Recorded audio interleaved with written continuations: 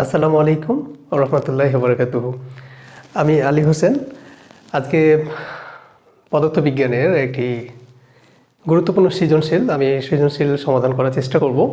তো তোমাদের অধ্যায় নাম্বার 2, নবম দশম শ্রেণীর পদার্থবিজ্ঞান অধ্যায় নাম্বার 2, অধ্যায়ের নাম হচ্ছে গতি। এই গতি অধ্যায়ের কুমিল্লা বোর্ড 2020, এই কুমিল্লা বোর্ড 2020-এর যে প্রশ্নটি আছে, এই 20-এর প্রশ্নগুলো ক, খ, গ, ঘ আমরা সমাধান করার চেষ্টা করব।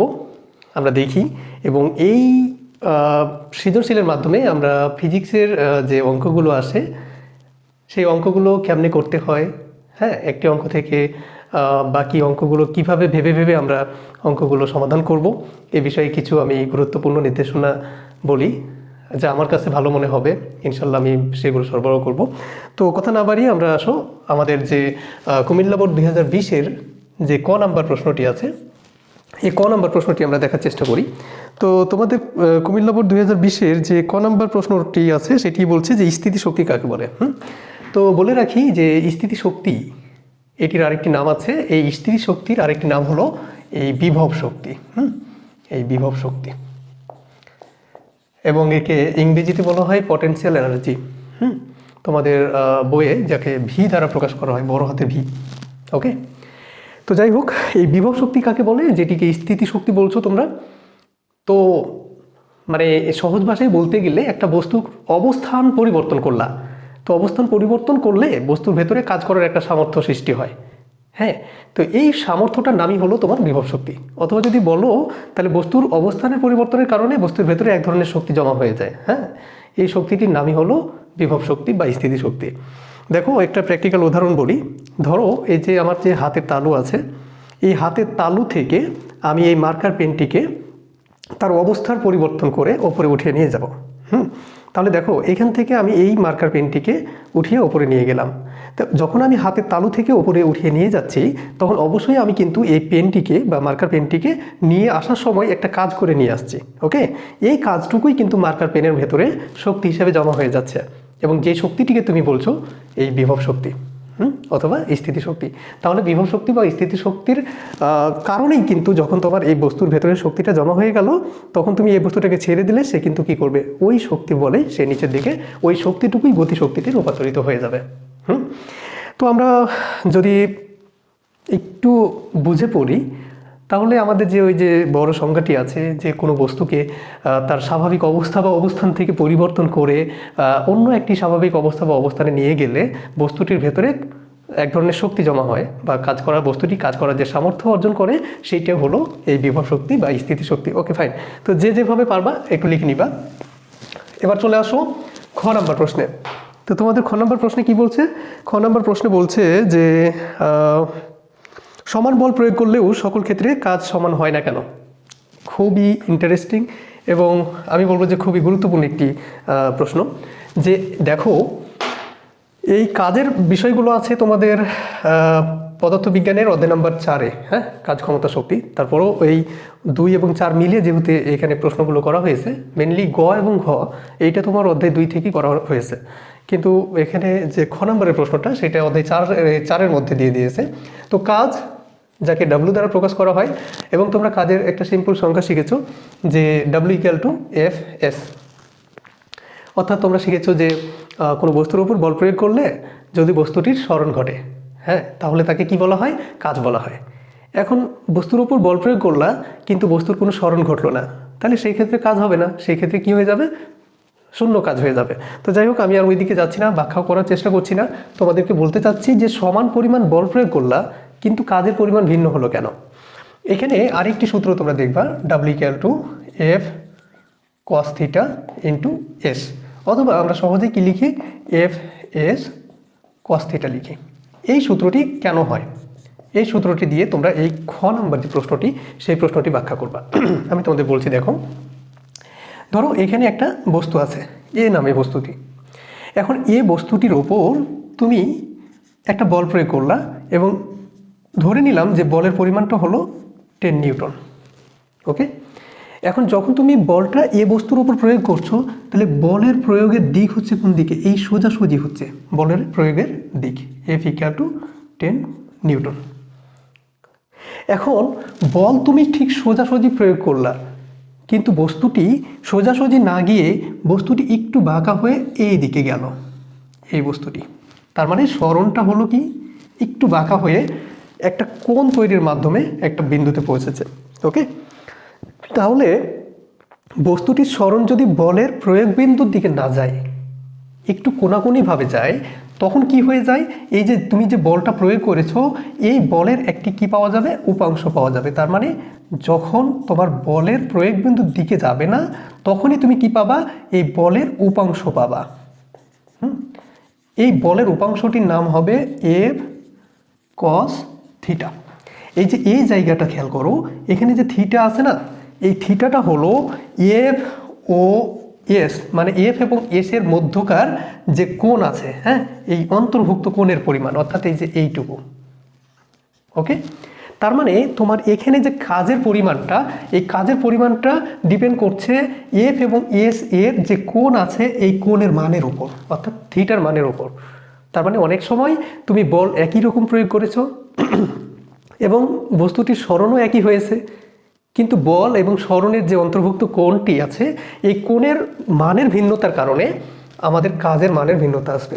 কিভাবে আসবে আমরা একটু দেখি। দেখো, ধরো তুমি যেখানে এই যে বল প্রয়োগ করেছো, এই এদের অন্তর্ভুক্ত কোণটার পরিমাণ তুমি ধরে নাও, কত ধরবা, ধরো যে 30 ডিগ্রি ধরো। ওকে, আবার এরকমই একটা বস্তু, এই বস্তুটির বল এফ, কিন্তু এবার তোমার দেখা যাচ্ছে একটু ওপরের দিকে উঠে গেছে, সেই ক্ষেত্রে সরণের মানটাও তুমি, এখানেও সরণের মান 10 মিটার ধরে নাও, তাহলে এখানেও সরণের মান 10 মিটার, কিন্তু এদের অন্তর্ভুক্ত কোণ, এই কোণটার পরিমাণ ধরে নাও 60 ডিগ্রি। ওকে, তাহলে এই বস্তুর ক্ষেত্রে যখন তুমি ডাব্লু এর মান বের করবা তখন W equal to F S cos theta. এখানে এফ মানে 10 নিউটন আর এস মানে আমরা ধরে নিয়েছি 10 মিটার গেছে বস্তুটি, এখানে কস থিটা এর মান হলো 30 ডিগ্রি, এখন কস 30 ডিগ্রির মান হলো √3/2। সেই ক্ষেত্রে তুমি কি করবা, 10 গুণ 10, এখানে কস 30 ডিগ্রি সমান হচ্ছে, এইখানে দাও √3/2।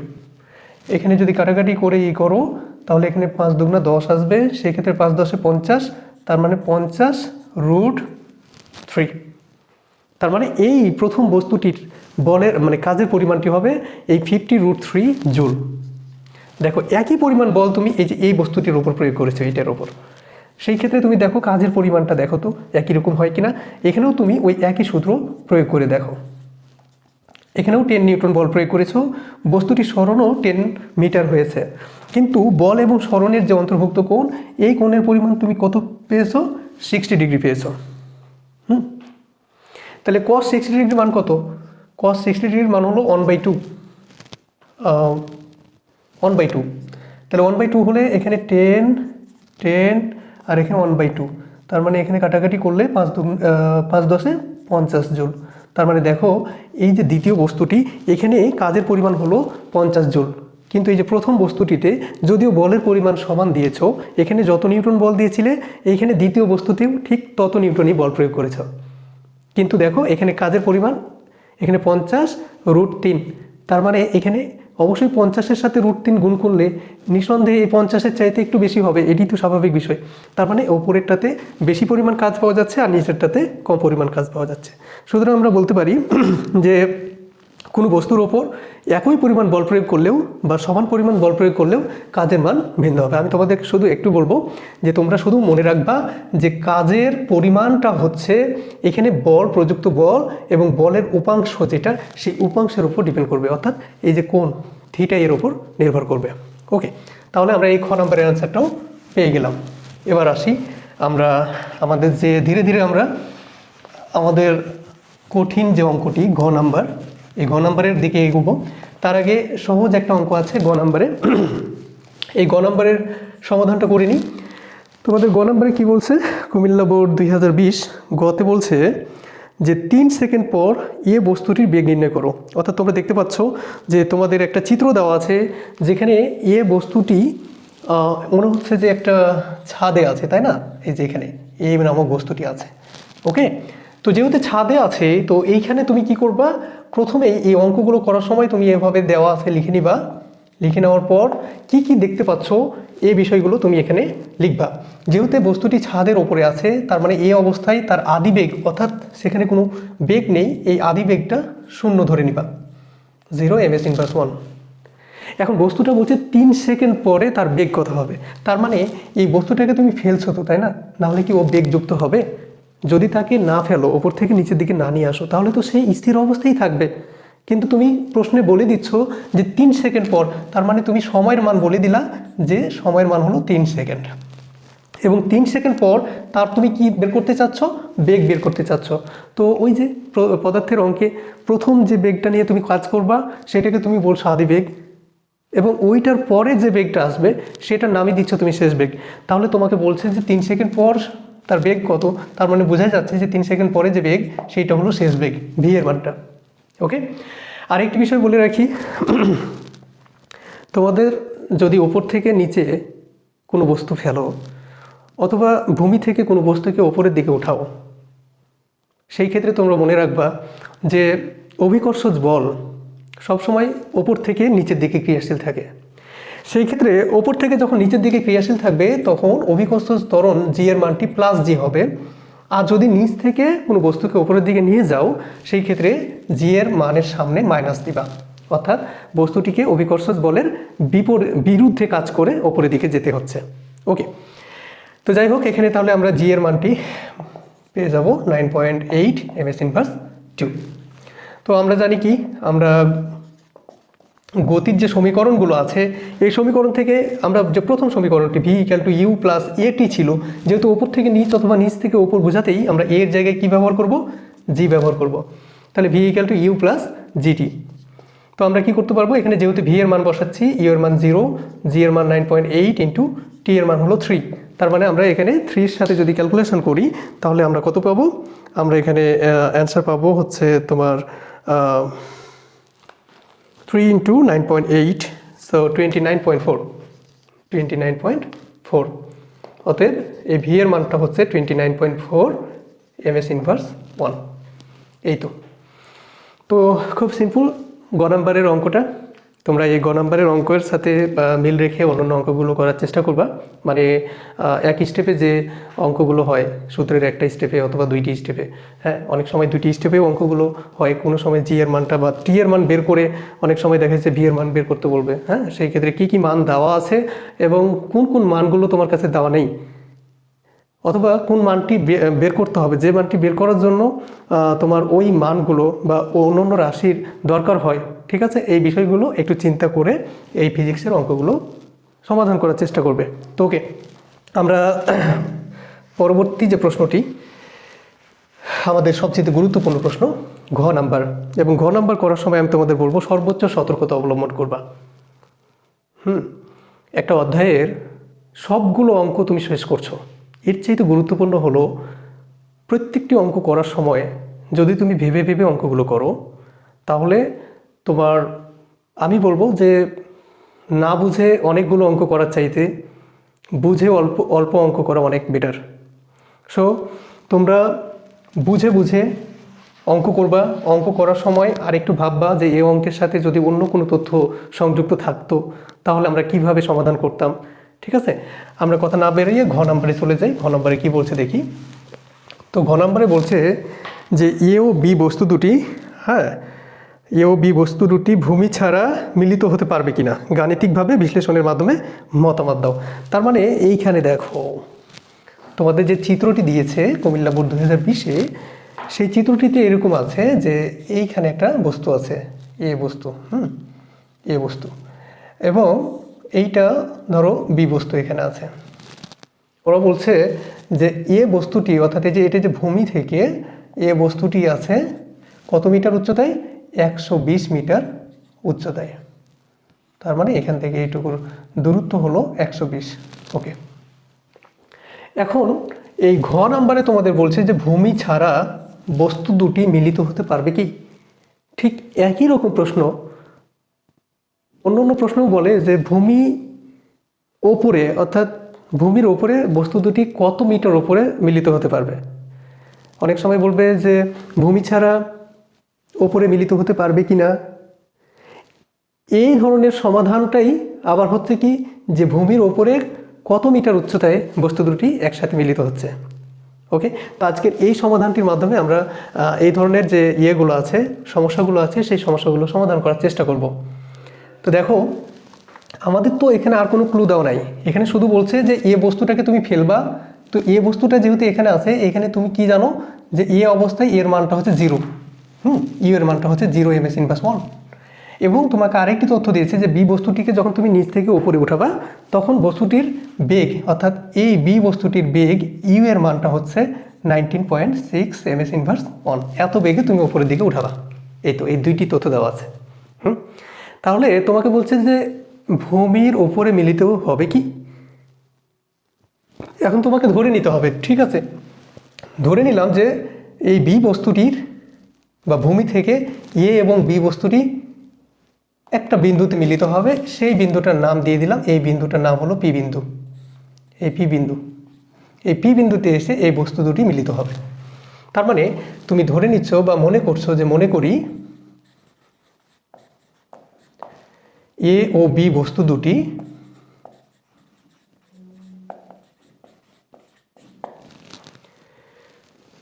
ভূমি থেকে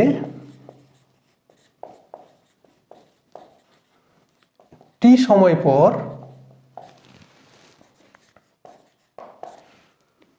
এক্স মিটার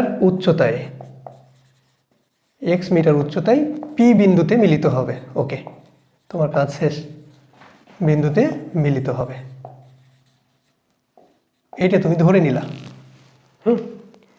এবার এ বস্তুটা উপর থেকে কোন বিন্দুতে আসবে, পি বিন্দুতে।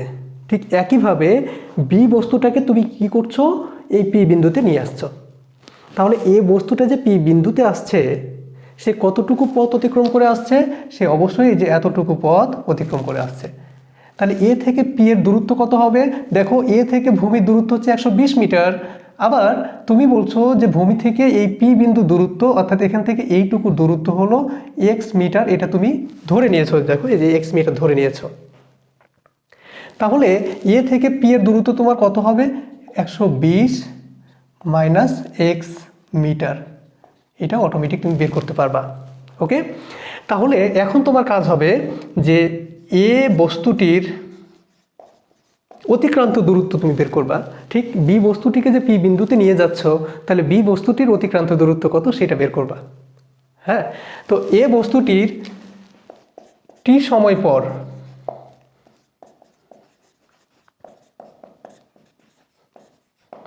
অতিক্রান্ত দূরত্ব,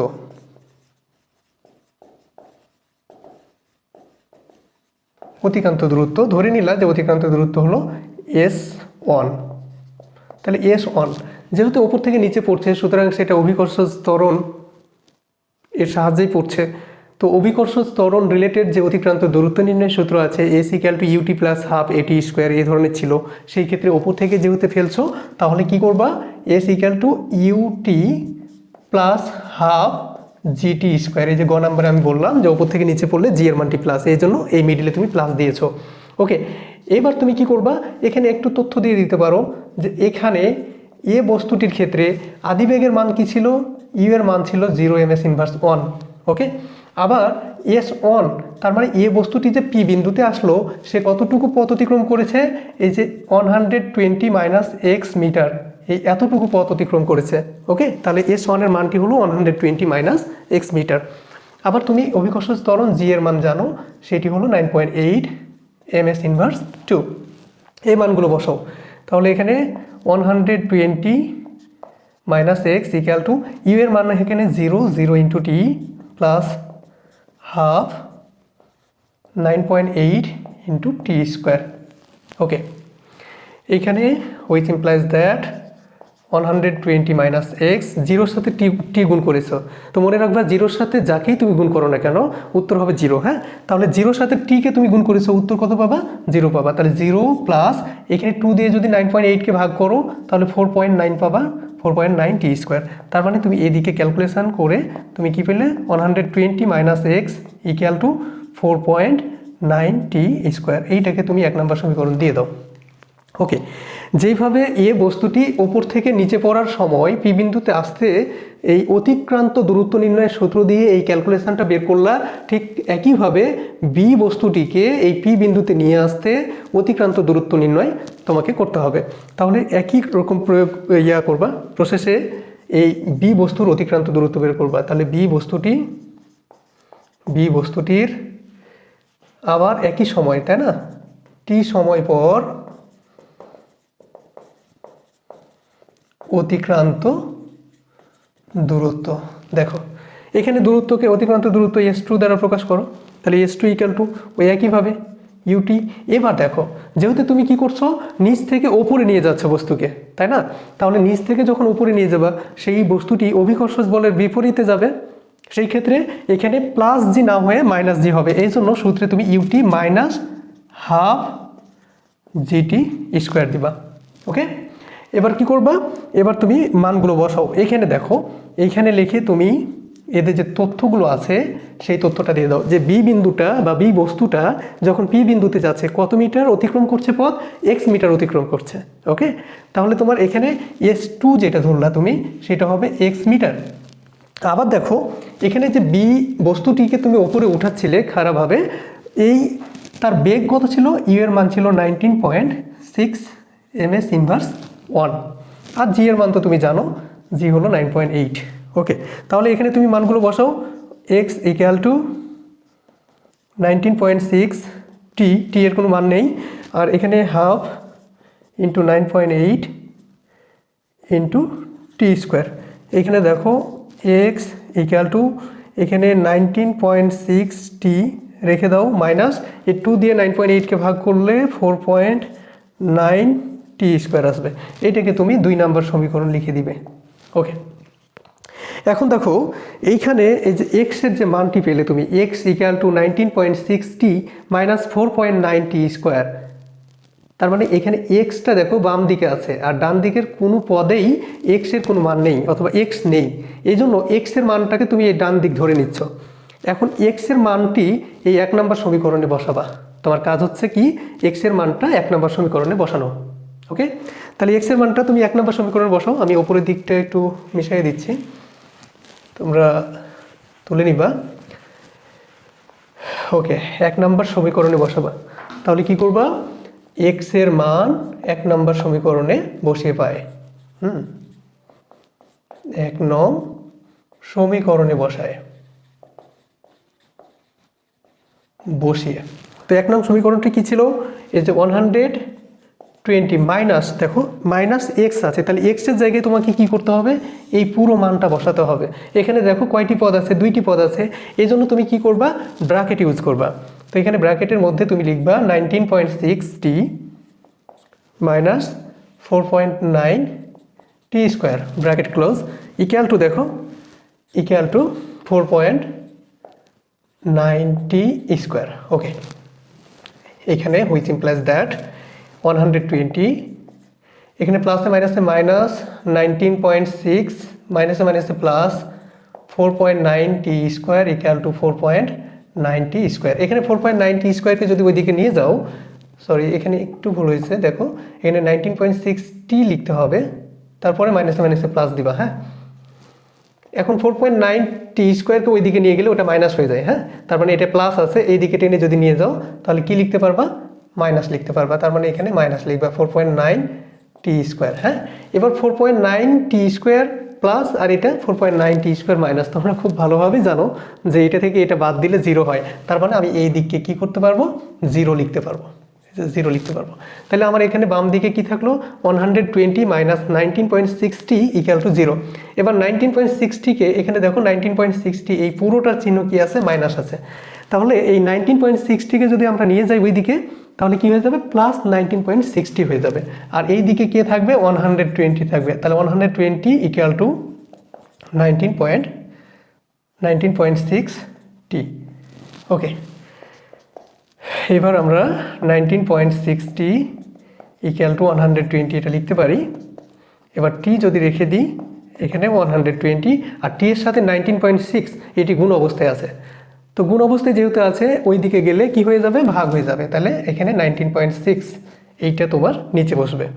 ইকুয়াল টু টি সমান এইটাকে যদি তুমি ইয়ে করো মানে ভাগ দাও তাহলে কত আসবে? 6.122 আসবে। এখানে 6.122। তো এখানে সময় টি এর মান বের করছো, তাহলে 6.122 সেকেন্ড।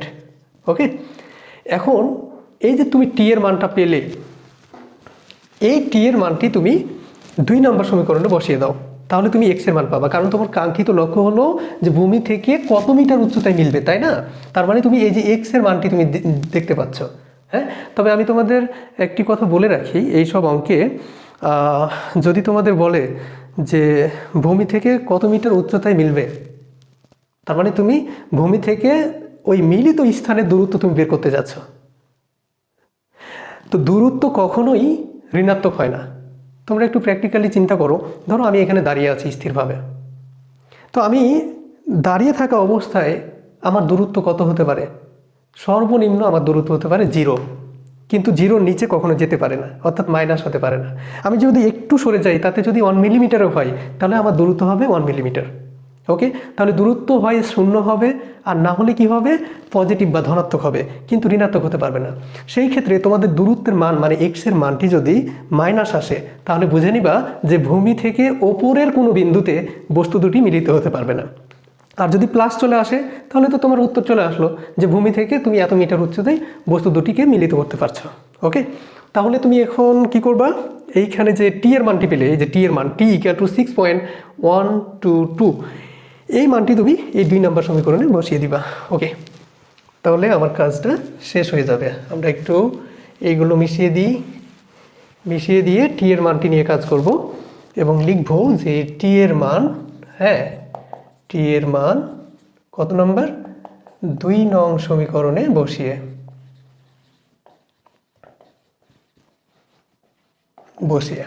ওকে, তাহলে 2 নম্বর সমীকরণ কি ছিল?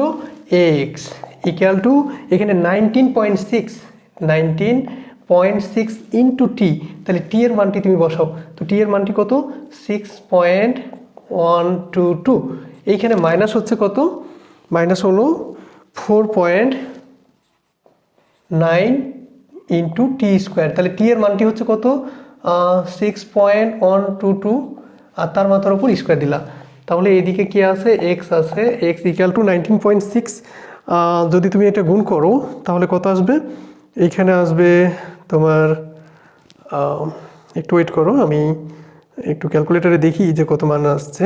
19.6 ইন্টু 6.122, তার মানে এখানে আসছে তোমার প্রায় 120 আসছে। হ্যাঁ, 120 মাইনাস এইখানে যদি তুমি ক্যালকুলেশন করো তাহলে তুমি দেখতে পাবা যে এখানে কত আসবে? এখানে আসবে তোমার 6.122 স্কোয়ার, হ্যাঁ, ইন্টু দিবা 4.9, তার মানে এখানে আসবে তোমার 183.587। ওকে, তাহলে এটা থেকে তুমি যদি 120 বাদ দাও, তার মানে তোমার এখানে মাইনাস মান চলে আসছে, অর্থাৎ এক্স ইকুয়াল টু মাইনাস 63 এই প্রায় 6। তাহলে দেখো তো এখানে x equal to minus 63.6 metre, এখানে এক্স এর মানটি আসলো কি? মাইনাস মান চলে এসেছে। তো যেহেতু এক্স এর মান মাইনাস চলে এসেছে, তাহলে এক্স তো কখনো ঋণাত্মক হওয়া যায় না, তাই না? অর্থাৎ দূরত্বের মান কখনো ঋণাত্মক হতে পারে না। তো যেহেতু দূরত্বের মান ঋণাত্মক হয়ে গেছে, তখন তুমি বলবা যে ভূমি থেকে ভূমির ওপরে কোনো বিন্দুতেই এই এ এবং বি বস্তু দুটি মিলিত হতে পারবে না। তো আশা করি বুঝতে পেরেছো। তো ফিজিক্সের অঙ্ক করার সময় আমি বারবারই বলবো যে তোমরা না বুঝে অঙ্ক করো না, একটু বুঝে পড়ার চেষ্টা করো। যতটা ভয় পাচ্ছ হয়তো ততটা নয়, তুমি ততটা অ্যাপ্লাই করার চেষ্টা করছো না। একটু যদি মানে বুঝে মানে কেমনে আসছে সূত্রটা, তারপরে ওই সূত্রের সাথে রিলেটেড কোনো সূত্র আছে কিনা, বা একটি অঙ্ক করার সময় কি কি মান দেওয়া আছে তোমার, হ্যাঁ, কোন মানটির প্রয়োজন, ওই প্রয়োজনীয় মানটির জন্য আবার কোন কোন সূত্র অ্যাপ্লাই করতে হবে, এই বিষয়গুলো ভেবে তুমি অঙ্কগুলো সমাধান করার চেষ্টা করো। ইনশাল্লাহ তুমি পারবে, এটা আমি আশা রাখি। তো আজকে এই পর্যন্তই, আবার অন্যদিন কোনো একটা ভিন্ন সৃজনশীল নিয়ে হাজির হব। ভালো থাকবে। আসসালামু আলাইকুম ওয়া রাহমাতুল্লাহি ওয়া বারাকাতুহু।